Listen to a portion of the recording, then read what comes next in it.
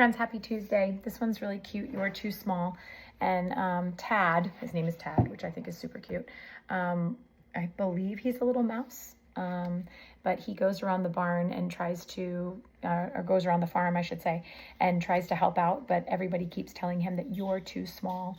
So with my kiddos, we just use that as the refrain and do just ta, ta, ta, and then a shush, but we focus on piano and we focus on the dynamic being really, really soft since Tad is very small. So we have, you're too small, and we also make sure that it's on a high pitch.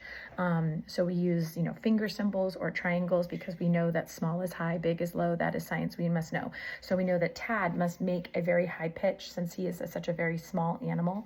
And so each time it happens at the end of the book, at each time it happens and the animals say that you're too small, we would then go, you're too small.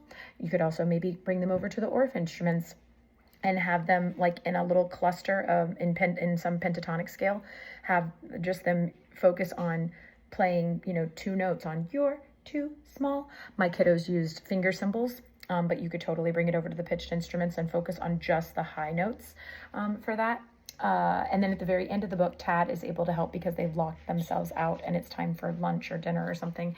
So even though it'll say, you're too small, we keep saying that, but then it ends up being a good thing because even if you're too small, you can still help out. So there are a couple of pages where it doesn't say you're too small towards the end, and I just have them added in there so that we can get a couple more practices in.